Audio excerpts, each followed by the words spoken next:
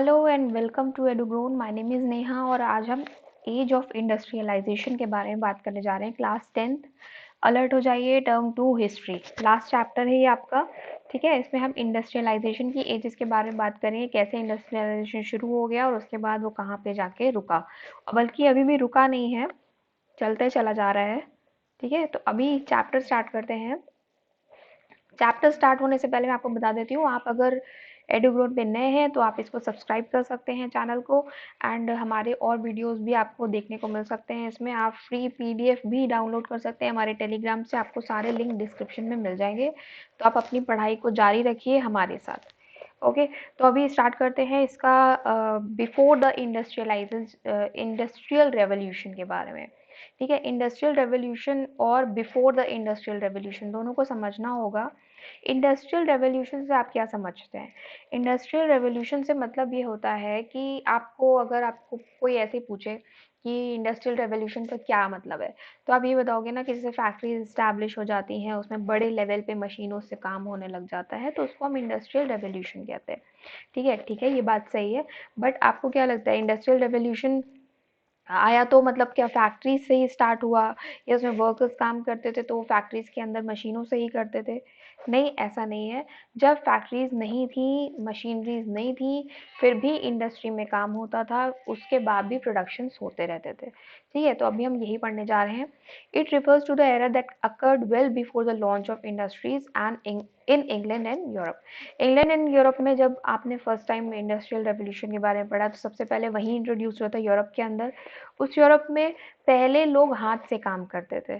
ठीक है, उसको प्रोटो के नाम से, प्रोटो मतलब पहले, तो उसको प्रो, अगर प्रो आपसे कोई बोलेगा तो आप उसको प्रो से मतलब पहले की बात कर रहे हैं, तो उसके बारे में जानते हैं। ठीक है, तो even before the coming of the age of industrialization, industrial production was still happening even if at a smaller scale।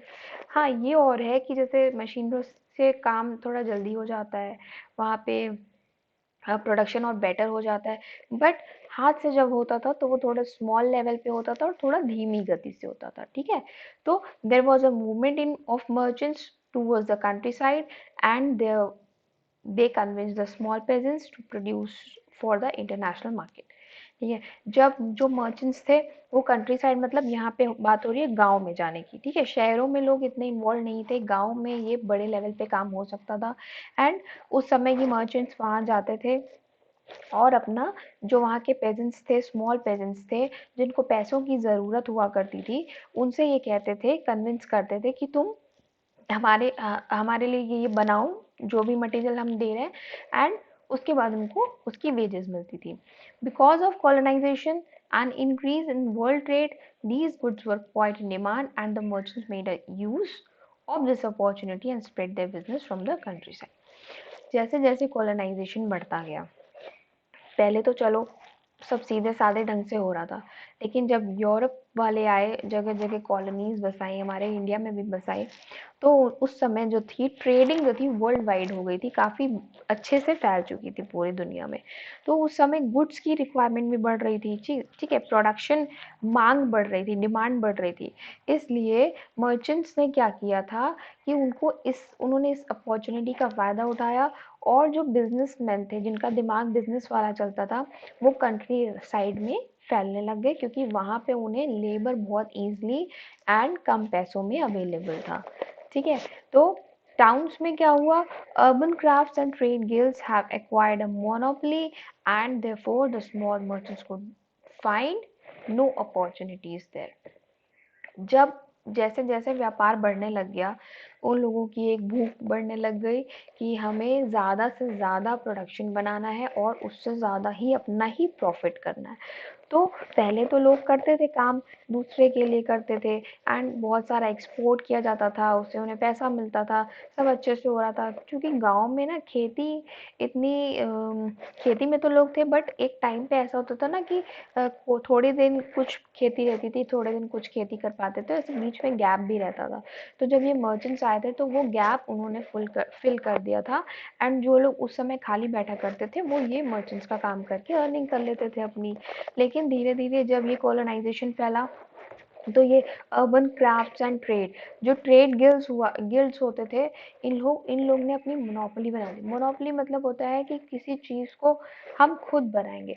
जैसे कि आप एक जगह जैसे किसी कोई चीज़ बन रही है, मान लीजिए कि कपड़े बन रहे हैं, तो आप कपड़े का पूरा पूरा अथॉरिटी किसी एक के पास चले जाए कि देखो कॉटन बन रहा है तो फिर वो हम ही बनाएंगे। तो इसी तरह से ये गिल्ड्स जो थे, इन्होंने अपने पूरे कंट्रोल कर लिया था सारे मर्चेंट्स को। ठीक, तो उन्होंने ये कह दिया था कि जितना भी crafts, urban crafts and trade guilds, इन्होंने कह दिया था कि जो जो सामान बन रहा है वो सिर्फ हम बनाएंगे। जो स्मॉल मर्चेंट्स हैं उनके हाथ से ये चीज़ निकल गई थी अपॉर्चुनिटी, और उनको आगे काम नहीं मिल पा रहा था। ठीक है, so because of all this, production for trade began in the country side. अब जब लोगों के पास काम नहीं रह गया, तो उन लोग ने अपने को शहरों में, जब उनके पास काम ही नहीं था, तो उन्होंने सोचा कि अब गाँव की तरफ चलते थे, कि जब काम है ही नहीं गाँव में, ऐसा जो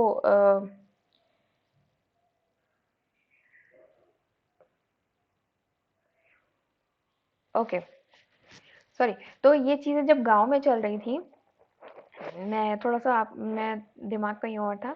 हाँ, तो जब गाँव में ऐसा हो रहा था कि आप किसी एक ही तरफ सारा काम था, जिसके पास पूरी अथॉरिटी चली गई थी, तो जो छोटे किसान थे, जो छोटे पेजेंट्स थे, जो छोटे वर्कर्स थे, उन्हें काम नहीं मिल रहा था। तो आप ये जानते हैं कि अगर शहरों में लोग क्यों जाते हैं, गाँव से उसी कंडीशन में जाते हैं ना, जब उनके उनके पास काम नहीं बचा होता, तो वो लोग सोचते हैं कि शहरों में बड़ी फैक्ट्रीज़ हैं, इंडस्ट्रीज़ हैं, तो हमें वहाँ पे काम मिल जाएगा। तो सेम चीज़ यहाँ पे भी हुई। जो लोगों को काम नहीं मिल रहा था, तो वो शहर की तरफ माइग्रेट करने लग गए। Even for the pageants of the rural milieu, this was a beneficial endeavor because now they had an alternative source of fixed income. ठीक है, अब उनको फिक्स्ड इनकम चाहिए थी, उसका एक ऑल्टरनेटिव उनको एक सोर्स मिल चुका था। In this period the concept of industrialization was not yet there, but still certain elements of industrial production could be widely seen, and this is the period which is termed as proto-industrialization. Proto-industrialisation इसी को कहते हैं कि आप जब छोटे level पे काम हो रहा है, फैक्ट्रीज नहीं है, मशीनरीज नहीं है, लोग घरों में काम करते थे। उसमें घरों में क्या करते थे कि साथ में जैसे माँ बाप कर रहे हैं, उनके बच्चे भी काम कर रहे हैं, तो छोटा छोटा इनकम सभी लोग कर रहे थे। लेकिन प्रोडक्शन उस समय भी होता था, इंडस्ट्री बड़ी नहीं थी, छोटे स्केल पे थी, एंड थोड़ा कम काम होता था, थोड़ा स्लो काम होता था, बट काम होता था, प्रोडक्शन होता था, तो उसको कहते हैं प्रोटो इंडस्ट्रियलाइजेशन। ठीक है, अब एमरजेंस ऑफ फैक्ट्रीज, फैक्ट्रीज की इमरजेंसी क्यों आ गई, क्यों ऐसा लगा कि अब फैक्ट्रीज आ जानी चाहिए। ठीक है, तो earliest manufacturers in England came into being in the 1730s। ठीक है, 1730 में इंग्लैंड में ये चीज थोड़ी सी दिखाई देने लगी थी, but the number of factories only compounded during the late 18th century। 18वीं सेंचुरी, लेट 18th century में ये चीज़ें थोड़ा दिखाई देने लगी, एंड थोड़ा डेवलपमेंट ज़्यादा स्पीड में होने लग गया था, क्योंकि 1730s में इतना नहीं हुआ था। उसके बाद जो बढ़ा है ये कारोबार, तो 1700 अराउंड 80 1780s या 83s के टाइम पे बहुत बड़े लेवल पे काम होने लग गया था। एंड सबसे पहले कॉटन कॉटन इंडस्ट्री ने अपना प्रोडक्शन बढ़ाना शुरू किया था। ठीक है, कॉटन इंडस्ट्री सबसे पहले लाइमलाइट में आ गई थी। The new This new age of industrialization began with the production of cotton, and this was triggered by certain inventions which happened during the time। ठीक है, जब कॉटन इंडस्ट्री आई, तब industrialisation की नई एज उसको कहा जाता है। ठीक है, तो जब सबसे ज़्यादा देखो, जब 220 लाख पाउंड तक का बढ़ चुका था प्रोडक्शन उस समय, तो उस समय पे रिचर्ड ऑकराइट थे करके, उन्होंने, तो इंग्लैंड जो था एक तरह से फिनिशिंग का काम करता था, जो सारा इंपोर्ट करते थे ये लोग यहाँ से, ठीक है, ये इंडिया से जो कॉटन, तो आप जानते हैं इंडिया में काफ़ी होता था, तो यहाँ से ये लोग इंपोर्ट करते थे एंड वहाँ पे पूरी फिनिशिंग करके फिर यहाँ पे बेचते थे या और जगहों पे बेचते थे। तो जब ये आपका कॉटन काफ़ी तेज़ से इसका प्रोडक्शन होने लग गया, बहुत सारे ये जो इसके धागे होते थे, बहुत इसका जो रॉ मटेरियल है वो 1780s के आसपास में लगभग 220 लाख पॉन्ड्स तक का पहुंच गया था।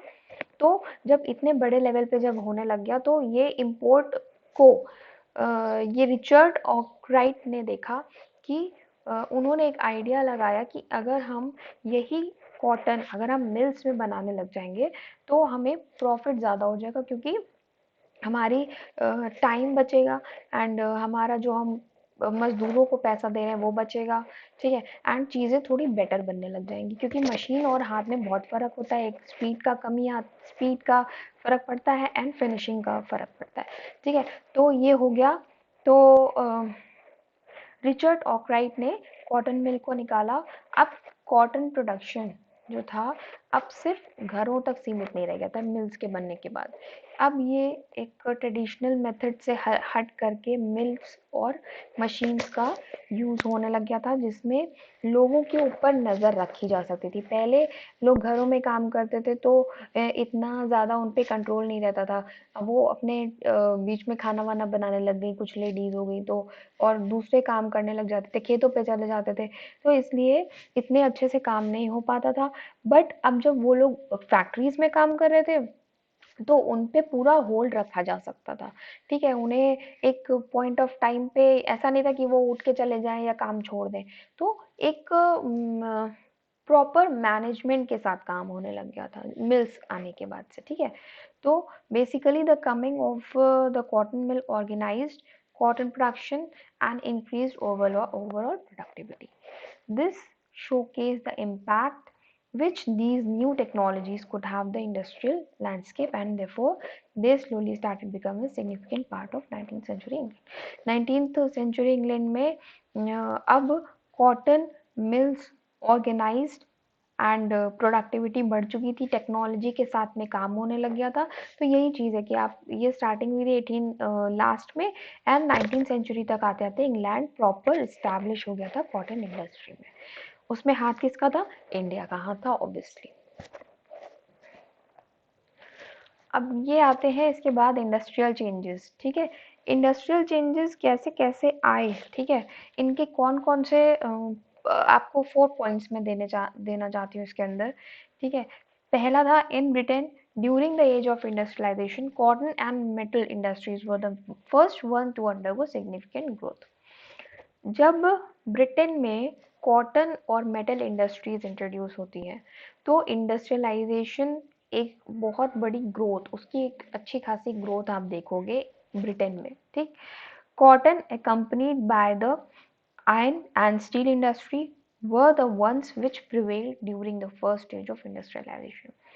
जब इंडस्ट्रियलाइजेशन होता है, जब आप जानते हैं कि जब ट्रेडिंग होने लगती है तो क्या हुआ था, कॉलोनीज में जो ब्रिटेन ने कॉलोनीज बनाई थी वहाँ पे ट्रेन्स, ठीक है, रेलवेज का फॉर्मेशन हो गया था, रेलवेज आ गई थी, रेलवेज लाइमलाइट में आ गई।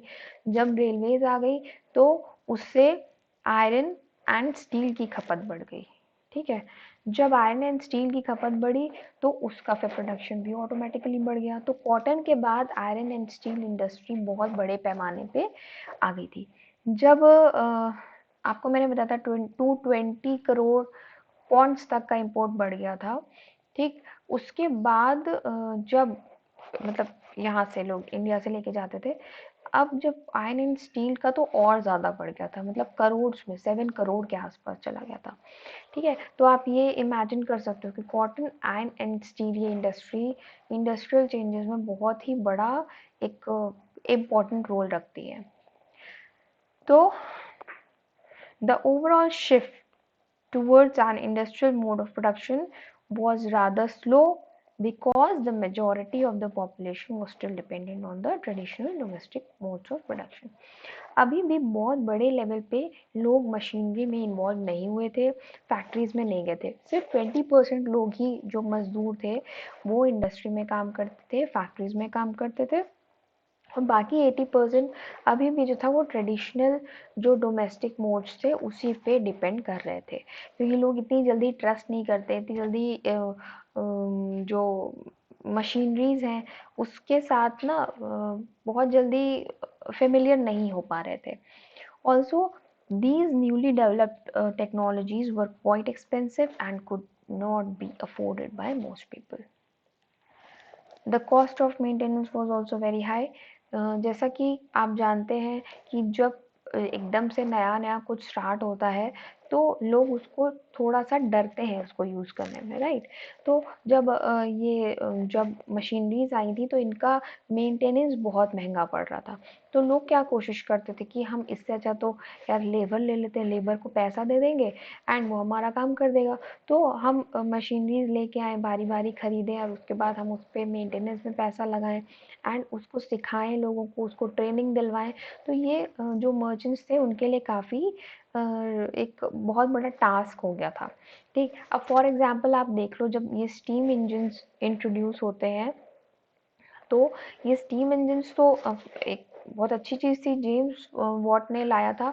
तो जब जेम्स वॉट ने इसको अपना पेटेंट कर लिया उसके बाद इनकी फिर भी पूरे इंग्लैंड में ये जो स्टीम इंजन्स थे अराउंड 321 ही थे, जिसमें से 80 जो थे कॉटन मिल्स में थे एंड 9 समथिंग जो थे आपके इसमें इस दूसरी इंडस्ट्री में थे, एंड बाकी जो थे आपके जो ट्रेडिंग में एंड जो ये नहरें वहरें होती थी इनमें यूज़ होते थे, ठीक। तो ये सब चीज़ों में बहुत ज़्यादा इन्वॉल्वमेंट आपको स्टीम इंजन का नहीं दिखेगा, बट स्टिल क्योंकि क्या होता था, लोग डरते थे उसको लेकर के कि हम इतने महंगे पार्ट्स लाना, उसको मेंटेन रखना, जब मशीनरी है तो ख़राब तो होगी, तो उस ख़राब को रिपेयर कराने में एक्स्ट्रा पैसा देना, तो लोग उससे बचने के लिए मोस्टली ये स्टीम्स को भी मतलब अवॉइड करते थे, मशीनरीज को अवॉइड करते थे, ठीक है। तो इस तरह से आप देखोगे कि जो डेवलपमेंट्स थे वो थोड़े स्लो थे, बट या चेंजेस तो आ ही रहे थे। अब आपको मैंने ये स्टीम इंजन का बताया ही, the steam engine was a significant invention of the period, but even during the 19th century they were not very prominent, they were not ये मैंने आपको बताया ना 321 स्टीम इंजन्स थे इंग्लैंड में पूरे, and 321 engines were use primarily by cotton mining, wool canal and iron industry. In the rest, there was no presence of steam engines और कहीं पे थे ही नहीं. In short, the transition to an industrial economy was very slow because the 19th century was a period of laborers and craftspersons and not the mechanical worker or machine operators. So that was the main problem with that, because the maintenance cost was very high and people cannot afford it, so they would prefer only what, labors only. Okay, तो I hope ये आपको इतना part clear हो गया होगा. Now will go ahead with the hand labour and power steam. Human labor was in abundance in Victorian England as there was a large scale migration to the cities in search of job opportunities. जब लोगों को गांव में, ठीक है, गांव में काम नहीं मिल रहा था, तो उस समय पे लोगों ने कहाँ माइग्रेट करना स्टार्ट किया, शहरों की तरफ. ये बहुत लॉजिकल चीज़ है, जब काम गांव में नहीं मिलता तो लोग शहरों की तरफ भागते, क्योंकि वहाँ पे इंडस्ट्रीज डेवलप हो चुकी थी, वहाँ पे फैक्ट्रीज आ चुकी थी, तो लोग सोचते हैं कि वहाँ पे हम, हो सकता है हमें वहाँ पे काम मिल जाए. जॉब की तलाश में ये लोग गाँव की तरफ शहर की तरफ चले जाते हैं, टाउन्स की तरफ. And as the supply of labor was way more than its demand, the wages were quite low. अब जब ज़्यादा से ज़्यादा लोग लेबर जो है वो माइग्रेट कर जाएगा, ठीक है, तो वहाँ पे डिमांड कम है एंड लोग लेबर ज़्यादा है, तो ऑब्वियसली उनकी जो वेजेस हैं, जो उनको पैसा मिलता है वो कम हो जाएगा. So the industrialist rather than using machines resorted to the use of human labour. ठीक, अभी जो इंडस्ट्रियलिस्ट थे उन्होंने मशीन्स को रिजॉर्ट करके उन्होंने ह्यूमन लेबर पे फोकस किया। Victorian Britain had no lack of human laborers. During the age of industrialization, there were no problem with labor shortages. जब विक्टोरियन पीरियड चल रहा था ब्रिटेन में, ठीक, उस समय ह्यूमन लेबर की कोई कमी नहीं थी। आप 2 मांगोगे वहां 8 खड़े हैं। इस तरह से वहां पे लोग खड़े हुए थे एंड दे वर, उनके पास काम नहीं होता था तो वो कुछ भी करने को रेडी रहते थे एंड कम पैसे पे भी वो अवेलेबल थे। ठीक है, तो क्या हुआ, there were no problems with the labor shortages or high wage rates of industrialists. Industrialists expect massive capital investment instead of automation. In certain sectors, the need of labor is seasonal. कभी कभी यही labours जो थे वो किसी particular time के लिए ही रखे जाते थे। जैसे कि कोई चीज़ बन रही है, उसमें हम बोल दिया कि हम इतने लोग हमको चाहिए, उतना चीज़ बन गई, फिर उतने लोगों को बाहर कर दिया गया। ठीक है, तो फिर वो फिर अनएम्प्लॉयड हो गए। तो इस तरह से था, कुछ कुछ सेक्टर्स में ऐसा था। In certain sectors the need of labour is seasonal. बहुत सीजन के उस पे आते थे ना, कम टाइम के लिए आते थे। ठीक है, फिर आता है industrialist typically favoured hand labour in all those factories where demand plummeted with the season, hiring workers for the season. ये मैंने आपको बता दिया क्या इसका मतलब है। Also in industries where production was seasonal like shipbuilding, brewing, bookbinding, etc. The industrialists preferred human labor over machines. अभी जो इंडस्ट्रियलिस्ट थे ये लोग भी मशीन्स को ज़्यादा नहीं प्रेफर कर रहे थे क्योंकि एक तो उनके पास लेबर थी। जब हाथ में लेबर होगी तो वो लेबर से काम करा लेंगे, भला मशीन क्यों भारी भारी खरीदेंगे, वो ज़्यादा एक्सपेंसिव पड़ती है, उनकी मेंटेनेंस बहुत एक्सपेंसिव पड़ती है, खराब वराब हो जाए वो झंझट अलग हो जाते हैं। तो ये सबसे बचने के लिए उन्होंने लेबर्स को रखा एंड लेबर चूंकि ज़्यादा थे तो वो कम टाइम के लिए भी करने को काम रेडी थे, मतलब फॉर द सीजन्स ओनली वो करने को रेडी थे। ठीक है, and there were certain kinds of productions which were possibly only through the skills of the hands. कुछ ऐसी स्किल्स थी जो सिर्फ हाथ से ही हो सकती थी। ठीक, हाथ से जो बुनाई एंड जो समय पे कॉटन के दरी वरी बनती थी ना वो सब हाथ से बनती थी। The upper class and okay hands and also the upper class and bourgeoisie the preferred handmade goods. जैसा मैंने आपको बताया जो अपर क्लास जो यूज करते थे ना, तो जरदोजी एंड ये सब काम जो होते थे वो हाथ से होते थे। So even in the industrial world hand labour was in demand. Unlike in countries with labor shortages like America, Britain was able to use the power of its human resources for the development of industrialist economy. यहाँ पे जब ये सब चीज़ें बनती थी तो जो ब्रिटेन एंड अमेरिका थे वो ह्यूमन रिसोर्सेज की पावर को यूज़ करते थे बजाय कि इंडस्ट्रियलिस्ट जो इंडस्ट्री है एंड मशीनरी है एंड बड़े बड़े जो फैक्ट्रीज हैं उनमें काम होता था। ठीक है, बट होता क्या कैसे था, हाथों से होता था, मतलब लेबर वहाँ पे काम करती थी बजाय मशीनों के। ठीक है, अब आता है लाइफ ऑफ द वर्कर्स। अब हम वर्कर्स की लाइफ के बारे में डिस्कस करते हैं। अब वर्कर्स की लाइफ के बारे में थोड़ा सा डिस्कशन कर लेते हैं। ठीक है, ये सब तो चल ही रहा था, साथ में वर्कर्स के ऊपर क्या बीत रही थी ये भी समझ लीजिए। The livelihoods of workers have been severely affected by the surplus of the labour in the economy. अब जो जीवन था, जो लाइवलीहुड थी वर्कर्स की, वो बहुत सीवियरली अफेक्ट हो गई थी इससे। ठीक है, इकोनॉमी जो surplus of labour in economy था उसके बीच में। क्यों, क्या क्या होता था कि एक तो बहुत ऐसा नहीं था पूरे साल काम मिल रहा है। ठीक, पहली बात तो यही था कि सीजनल वर्क उन्हें मिलता था। प्लस ऐसा भी होता था कि जो जॉब अपॉर्चुनिटीज मिलती थी उसमें जिनका सोर्स होता था, ठीक है, उनको बहुत जल्दी जॉब मिल जाती थी। जिनका पहले से कोई वहाँ पे कनेक्शन हो, किसी फैक्ट्री में कोई जान पहचान हो, तो उनके फ्रेंड्स को या उनकी फैमिली अदर मेंबर्स को वहाँ पे जॉब मिल जाती थी। एंड उसके बाद क्या दूसरी एक प्रॉब्लम ये थी कि देयर वाज लार्जली सीजनल जो एम्प्लॉयमेंट था, जो सीजनल एम्प्लॉयमेंट था वो सबसे ज़्यादा खतरनाक था, क्योंकि पहली बात तो लोगों को पूरे साल सैलरी नहीं मिल पाती थी। जितने टाइम उन्होंने काम किया उतना उन्हें पैसा मिला और उसके बाद वो फिर अनएम्प्लॉयड रोड पर आ जाते थे। तो और ऐसे ही कभी-कभी ऐसा होता था कि वो अगले सीज़न के लिए भी वहीं पे वेट करते थे, बाहर सड़कों पे रहते थे, रैन बसेरे हुआ करते थे उस समय पे जो गवर्नमेंट देती थी, या कुछ प्राइवेट रहते थे या कहीं कैसे, तो वो बड़े उनकी स्ट्रगलिंग लाइफ चलती थी।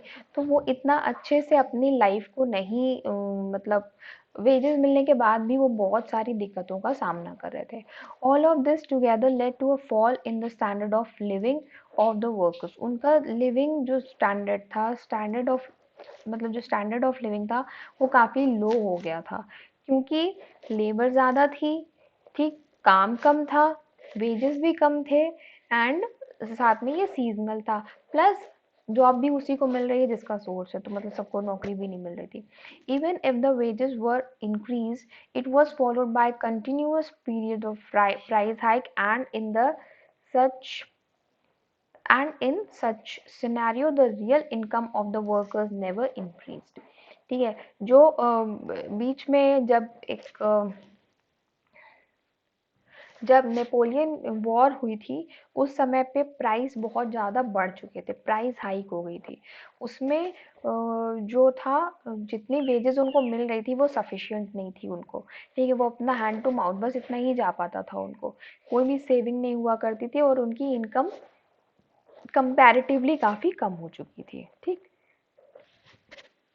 There was a change in the scenario only during the 1814 when new sources of employment were generated in the cities।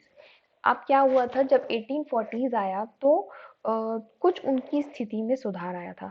ठीक है, क्योंकि ऐसा भी होता था बीच में, ऐसा भी होने लग गया था कि जब मशीनरीज आ गई थी तो उन्होंने कुछ मशीनरीज ने भी जगह ले ली थी, तो उससे कई लोग बड़े लेवल पे अनएम्प्लॉयड हो गए थे। ठीक है, पहले ही इतनी सारी समस्याएं थी, देन टू उनको अनएम्प्लॉयड हो गए थे, तो उससे ना कभी कभी ऐसा होता था कि लोग इतने फ्रस्ट्रेट थे, इतनी लेडीज एंड जेंट्स सब इतने फ्रस्ट्रेट थे कि वो मशीन तक पे अटैक करते थे, मतलब उसके साथ भी तोड़ फोड़ तक कर लेते थे। बट 1840s जब आया तो थोड़ी सी चीज़ें चेंज होने लग गई थी, मतलब बेटरमेंट की ओर होने लग गया था, क्योंकि सिटीज़ जो थी सिटीज़ बनने लगी थी। एंड सिटीज़ जब बनेंगी तो आप जानते हैं रोड्स बनेंगी, सीवर लाइंस बनेंगी, रेलवे लाइंस बनेंगी, कैनाल्स बनने लग गई थी, डैम्स बनने लग गए थे, तो इससे लोगों को थोड़ा एम्प्लॉयमेंट मिलने लग गया था, और जब ये एम्प्लॉयमेंट मिला तो उनकी स्थिति पहले से काफ़ी बेटर होने लग गई थी। And this one positive outcome of the age of industrialization, ये एज ऑफ इंडस्ट्रियलाइजेशन का पहला पॉजिटिव आउटकम आप देखोगे, जब इस तरह से जो लेबर थी उसकी स्थिति में बदलाव आया, और बल्कि वो पॉजिटिव बदलाव आया था। ठीक है, नेक्स्ट हम आते हैं industrial development in the colonies.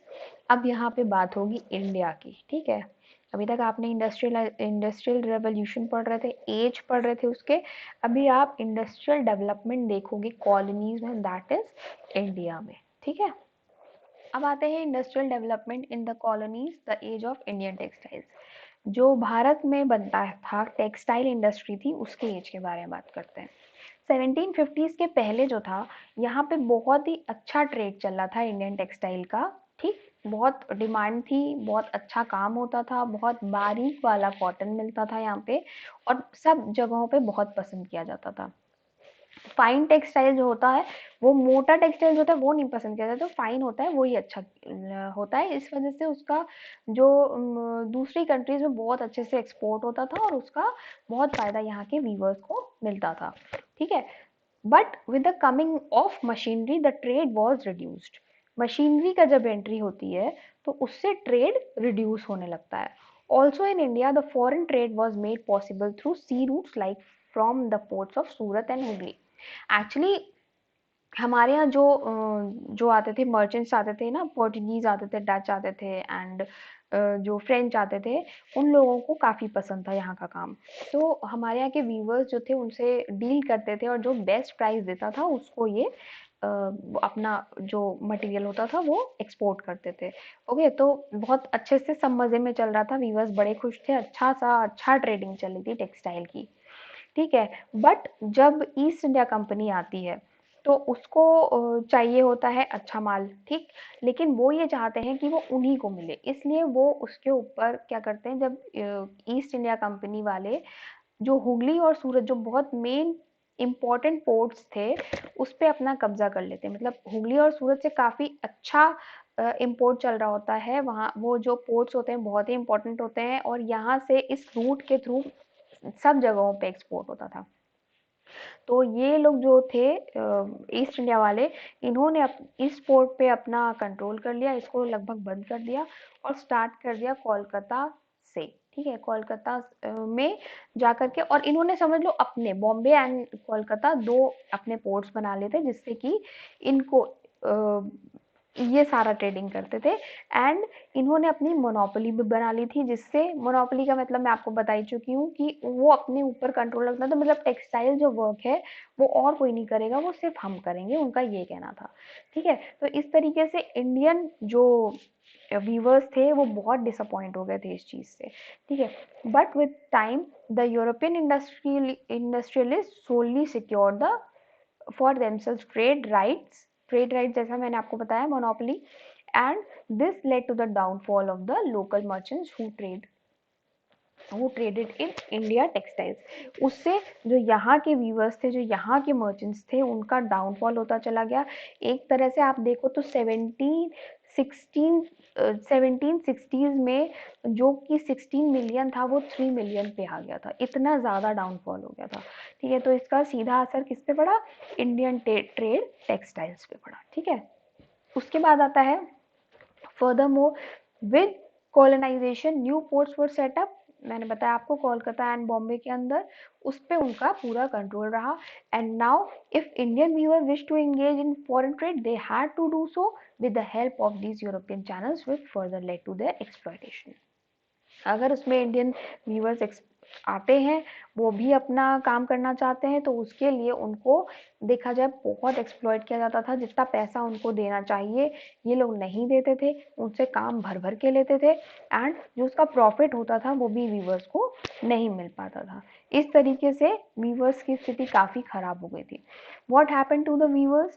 The fall of Indian textile industry didn't happen immediately after the consolidation of the power by the East Indian Company during the age of industrialization। देखो शुरू में तो viewers बहुत अच्छे से चल रहा था उनका, ठीक, अपना अपने शर्तों पे वो काम करते थे, अपनी शर्तों पे ही वो बेचते थे, ट्रेडिंग करते थे, ठीक है। लेकिन और उस समय पे जो उनके ट्रेडर्स थे ना, जो मर्चेंट्स थे ना, वो उन्होंने बहुत अच्छी पैठ बना रखी थी सारे कंट्रीज में अपनी, लेकिन धीरे धीरे वो पैठ भी कम होती जाती है जैसे ईस्ट इंडिया कंपनी का इन्वॉल्वमेंट होता है। Even during that time, Indian textiles were required to meet the overall demand. Indian textiles जो था उसको उसका डिमांड को पूरा करना मुश्किल होता चला जा रहा था because of this exploitation. So they didn't cut the production entirely but tried to gain control over the production and trade. This became possible once the trade East India Company attained monopoly over trade. So what the company did was eliminated the brokers and traders, established a direct control over the weavers. इन लोगों ने जब इन्होंने देखा कि actually जब इनके यहाँ जो माल बनता था ब्रिटेन में वो बहुत महंगा बनता था, वहाँ पे भी ये सब काम होते थे, वीविंग के काम होते थे, इन लोगों का महंगा पड़ता था, एंड इंडिया में जो बन रहा था वो वीवर्स भी ज़्यादा थे, एंड किसी तरह की कोई मतलब एक तो महीन उनका यहाँ का रॉ मटेरियल भी काफ़ी अच्छा था और सस्ता भी होता था। तो जब ये ब्रिटेन जाता था तो ब्रिटेन के वीवर्स का कोई सामान नहीं खरीदता था, तो इस वजह से इन लोगों ने अपना ट्रेड जो था उस पर ड्यूटी लगा दी थी, इम्पोर्ट ड्यूटी लगा दी थी, ठीक है। तो इस वजह से जो यहाँ से जो कपड़ा जाने लग गया वो महंगा होता जाता रहा। तो जो ब्रिटेन में जो वीवर्स थे उनसे कंपैरेटिवली जब ये इम्पोर्ट ड्यूटी लग गई उसके बाद ये वाला जो हमारा सस्ता हुआ करता था ये महंगा हो गया, एंड वो भी ब्रिटिश जो वीवर्स थे उनके कपड़े से भी ज़्यादा महंगा हो गया। इस वजह से अब जो चीज़ महंगी है वो तो कोई लेगा नहीं, तो इंडियन व्यूअर्स की स्थिति काफ़ी ख़राब हो गई थी जब उनका वहाँ पे एक्सपोर्ट ही नहीं हो रहा था, अच्छे से वहाँ पे ख़रीदा नहीं जा रहा था, तो एक्सपोर्ट पे असर पड़ा, एंड उसका जो इनकम थी वो हमारे व्यूअर्स को नहीं मिल पा रही थी, ठीक है। तो इस तरीके से इन लोगों ने ईस्ट इंडिया कंपनी ने जो तरह तरह के टैक्सेस लगा लगा के यहाँ के टेक्सटाइल बिजनेस को ख़राब किया। फॉर दिस पर्पज़ द गोमस्ताज व hired who supervise the production and examine the product quality। अभी जब हमारे यहाँ के लोग, ठीक है, जब ईस्ट इंडिया कंपनी कह रही है कि हम ही सब बनाएंगे, तो अब यहाँ के तो वीवर्स बना नहीं सकते हैं, तो उन्हें उनकी शर्तों पे काम करना होता था, ब्रिटिशर्स की शर्तों पे काम करना होता था। तो ये इनकी शर्तों पे काम करते थे। जो गोमस्ताज थे, गोमस्ताज ये होते थे कि जो कंट्रोल करते थे चीज़ों को, मतलब सुपरवाइज करते थे कि काम कैसे हो रहा है, कितने लोग जुड़ेंगे, कितना काम, कितना प्रोडक्शन होगा, कैसे क्या होगा, ये सारी चीज़ें एग्जामिन करते थे, क्वालिटी तक देखना and all everything.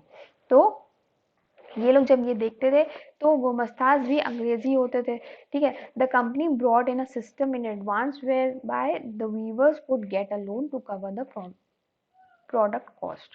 The condition was that the final product would be given directly to Gomastaz and not to any other trader. जो गोमस्ताज थे, जो बीच का काम करते थे, ठीक है, तो जितना भी प्रोडक्ट बनता था वो कॉस्ट, वो पूरी कंप्लीट जो कॉस्ट थी वो वीवर्स को नहीं मिलती थी। बीच में अगर ये आ गए तो वो बीच में बट गई एंड जो प्रॉफिट था वो डिवाइड हो गया।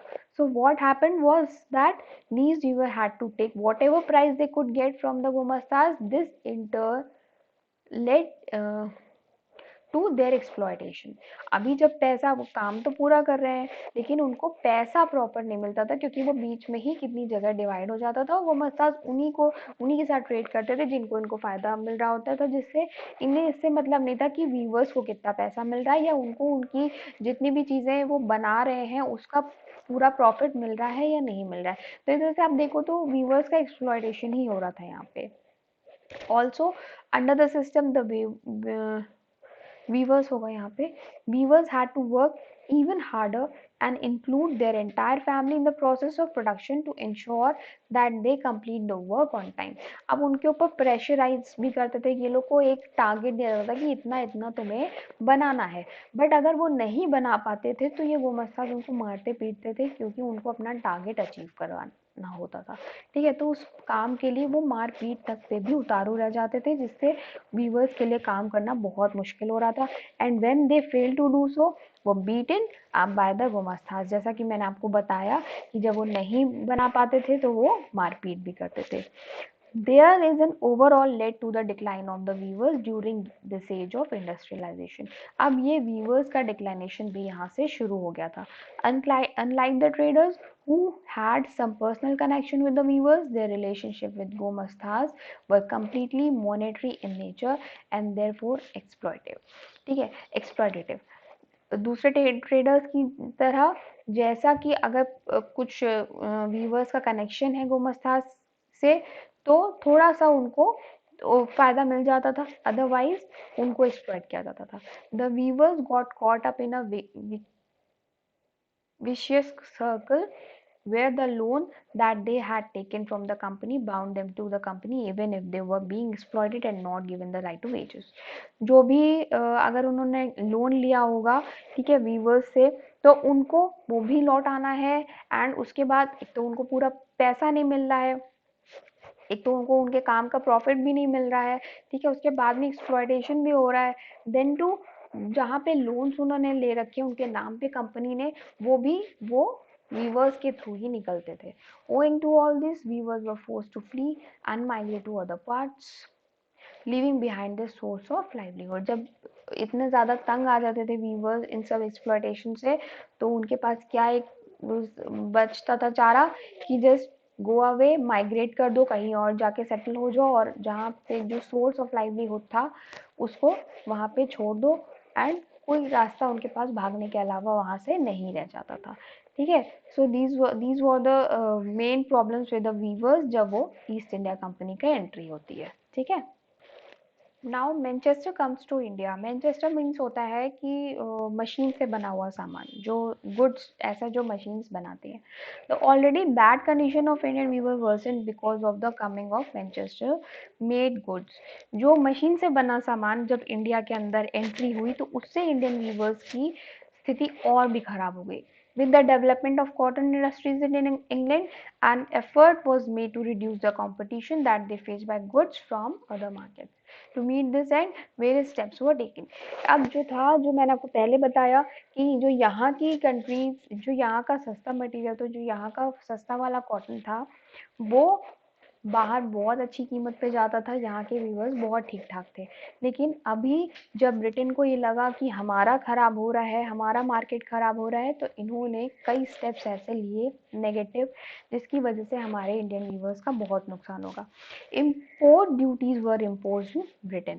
जैसा मैंने आपको बताया कि ये जो फॉरेन गुड्स के प्रिवेंशन, जो फॉरेन गुड्स थे जो ब्रिटिश मार्केट में आ रहे थे, फॉरेन मतलब इंडियन से बात हो रही है, जो बाहर का मटेरियल जो इंडिया से आ रहा था ब्रिटेन में, तो उससे ब्रिटेन का मार्केट खराब हो रहा था, तो इन्होंने वहाँ पे इम्पोर्ट ड्यूटी लगा दी, इम्पोज कर दी, जिससे यहाँ का जो सामान था वो महंगा हो गया, और वहाँ पे जाते जाते जब इम्पोर्ट ड्यूटी लग गई तो महंगा हो जाएगा।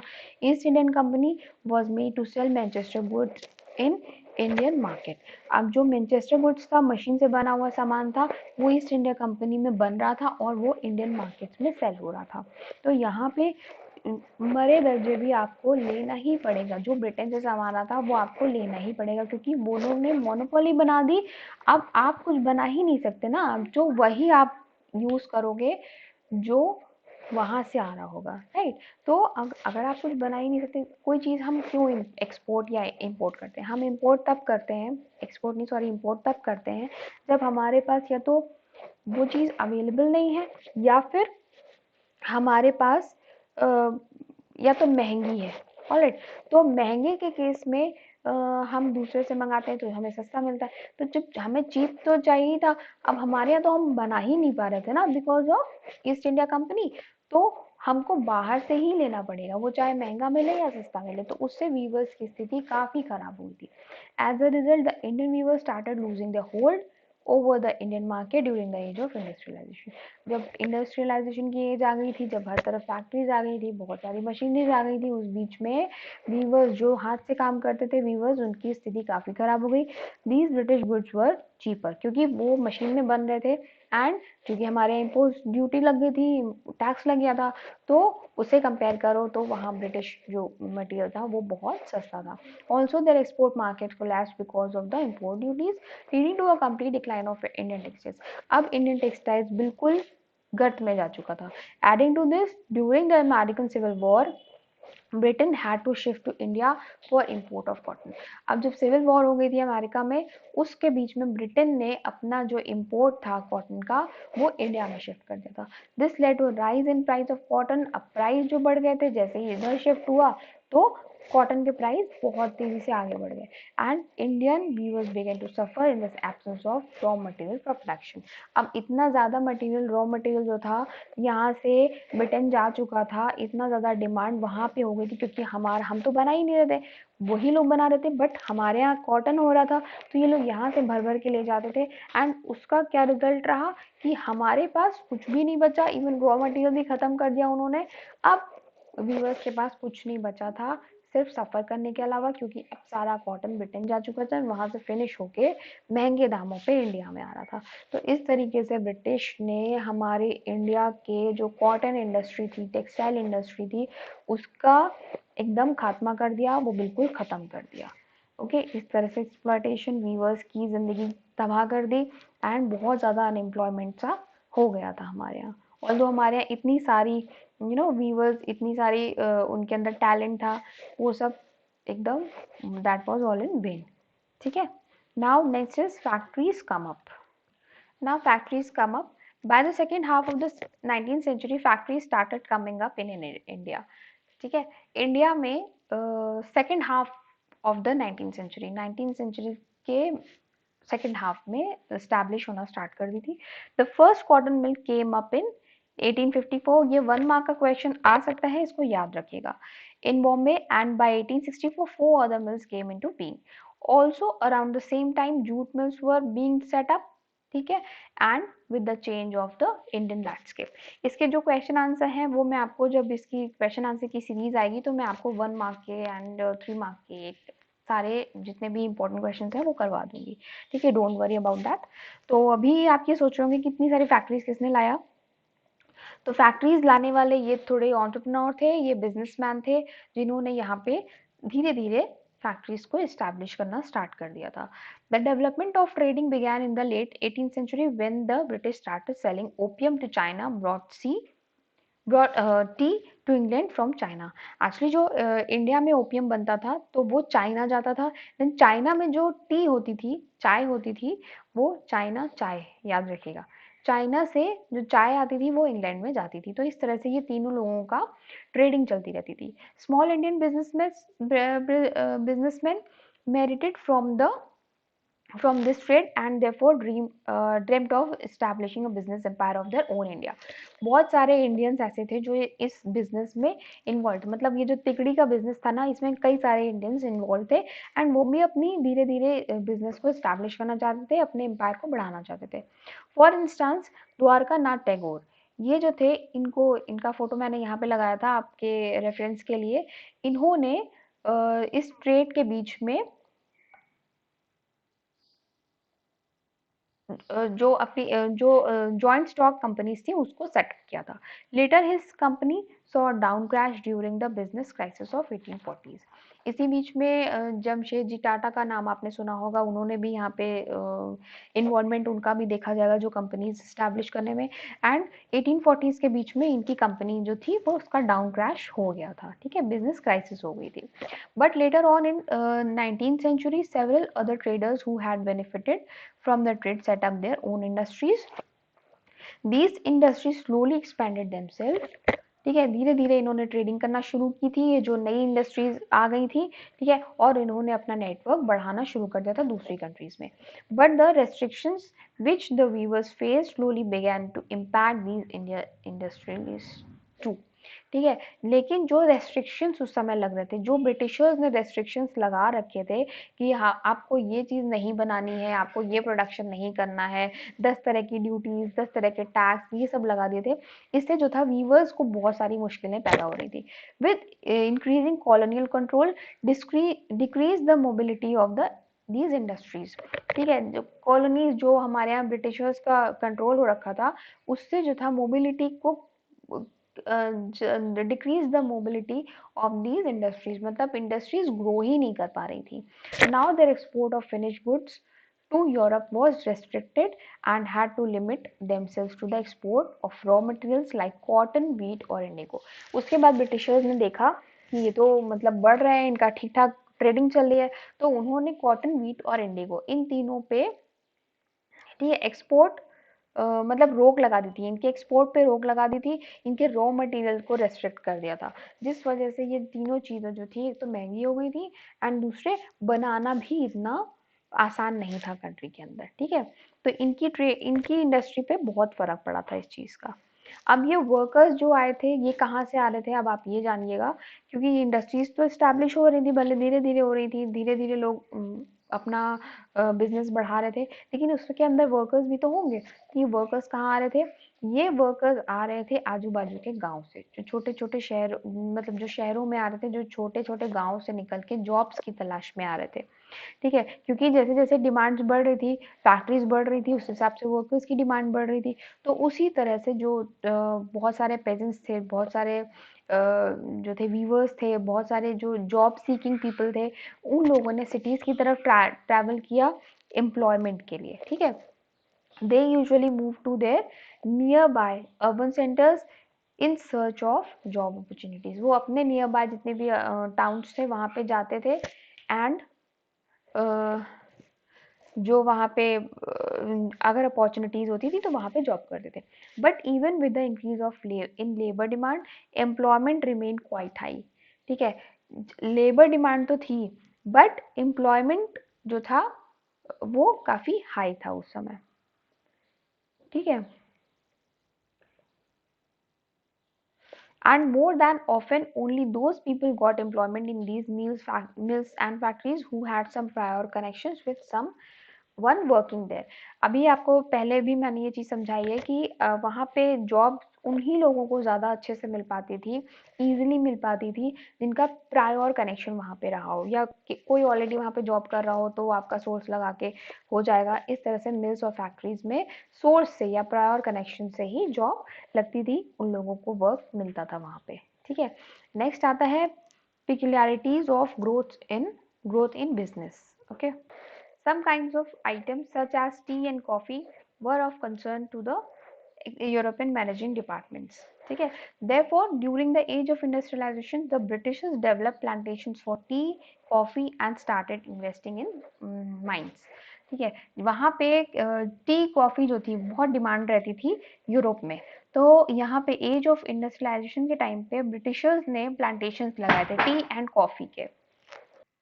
और ये जो सामान था ये सिर्फ एक्सपोर्ट के लिए यूज होता था। उनका कहना ये था कि आप जो भी बनाते हैं, इंडिगो जूट या कुछ भी अगर आप बनाते हैं चाय वाय, तो आपको वो सिर्फ एक्सपोर्ट करनी है, वो सिर्फ उससे अपना प्रॉफिट लेने की कोशिश करते थे।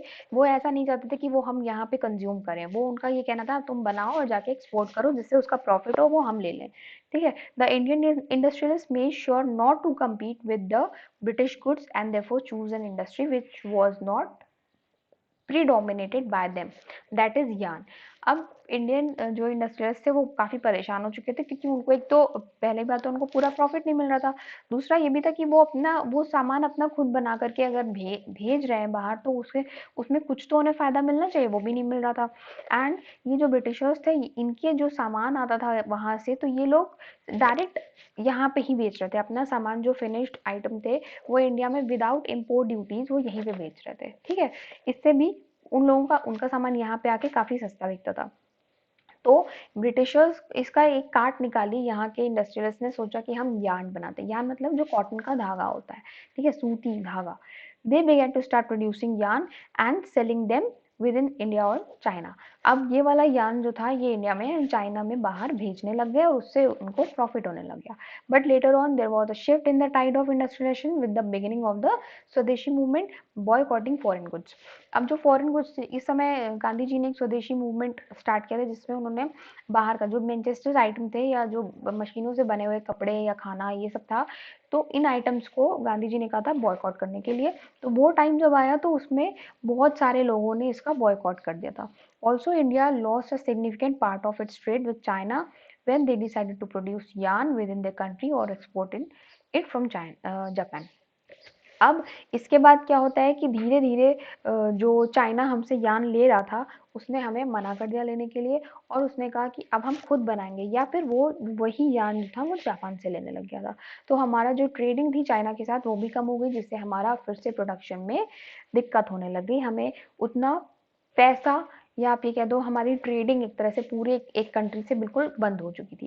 As a result Indian industrialist shift from yarn to cloth production. अब इंडियन इंडस्ट्रियलिस्ट ने क्या सोचा कि अब धागा तो निकल चुका, अब हमको कपड़ा बनाना है। उसी यार्न से उन्होंने कपड़ा बनाना शुरू कर दिया, क्लोथिंग प्रोडक्शन स्टार्ट कर दिया।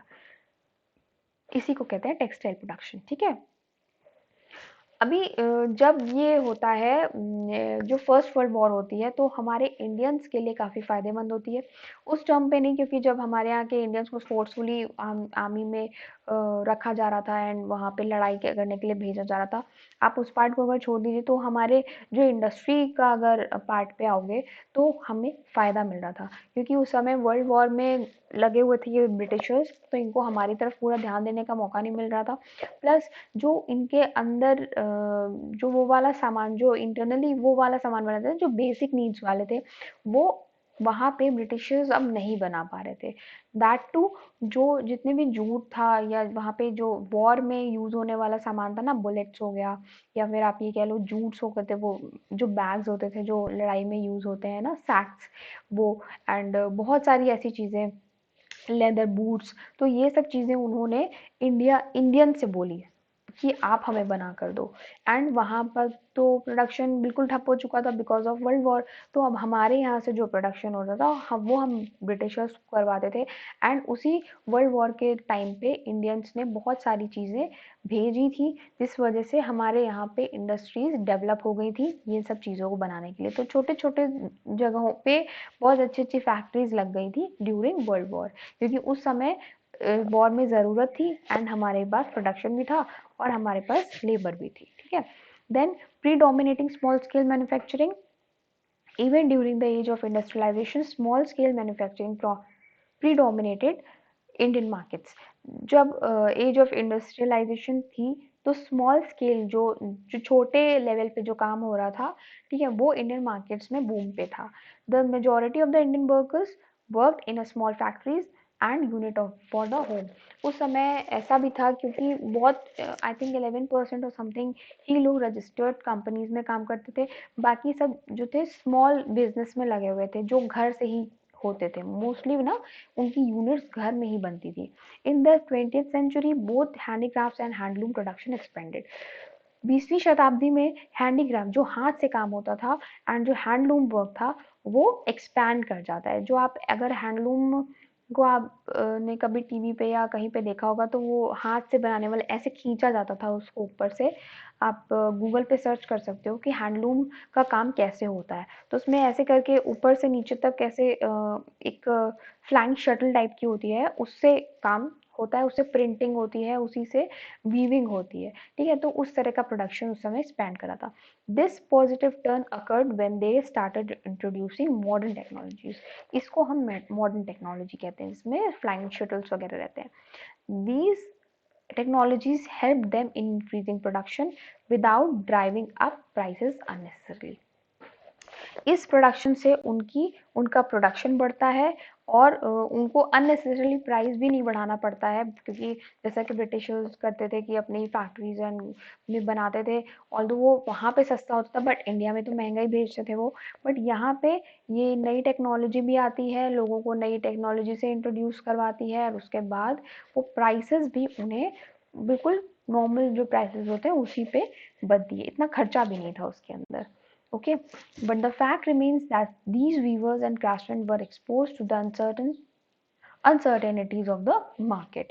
अब वीवर जो होते हैं वो छोटा छोटा आदमी है, इतना पढ़े लिखे भी नहीं होते हैं, ना ही उन लोगों को मार्केट की अप्स एंड डाउन्स के बारे में पता रहता है।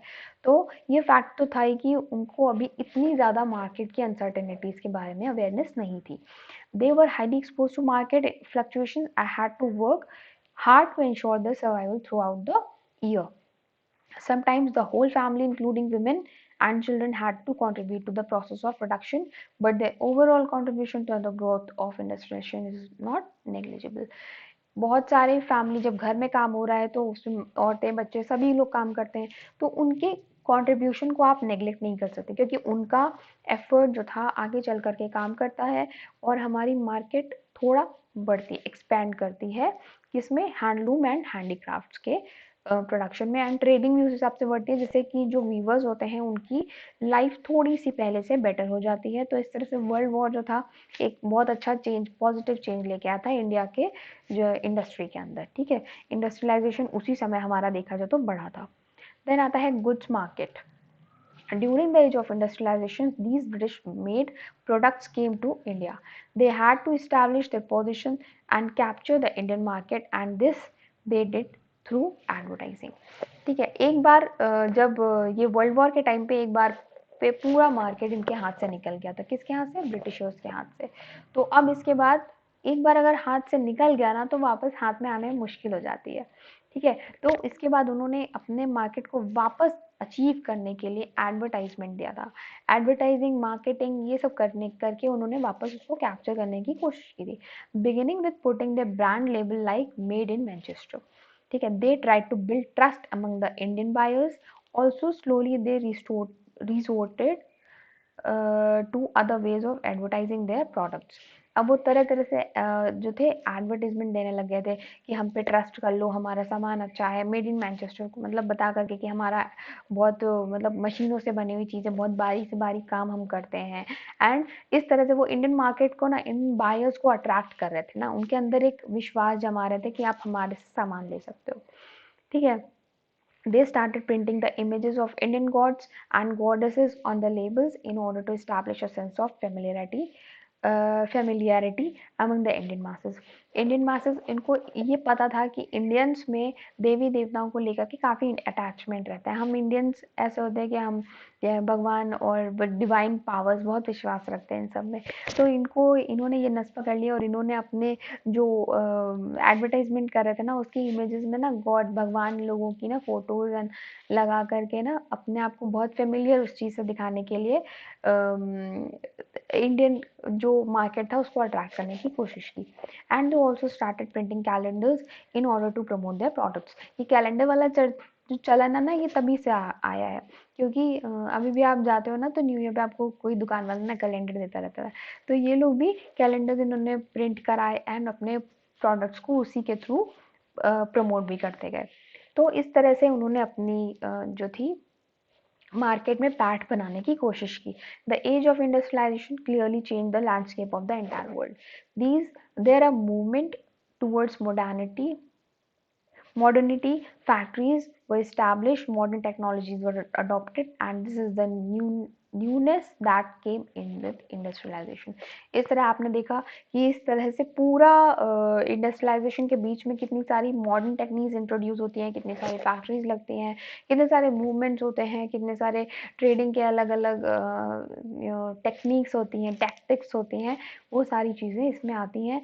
एंड उससे ही इंडस्ट्रियलाइजेशन एक पहले था जो घर पे होता था, घर से स्टार्ट होके वो इंडस्ट्रीज में आया, फैक्ट्रीज बनी, फैक्ट्रीज के बाद अब आप उससे कनेक्ट कर सकते हो कि कितना एक्सपैंड हो चुका है ये कल्चर।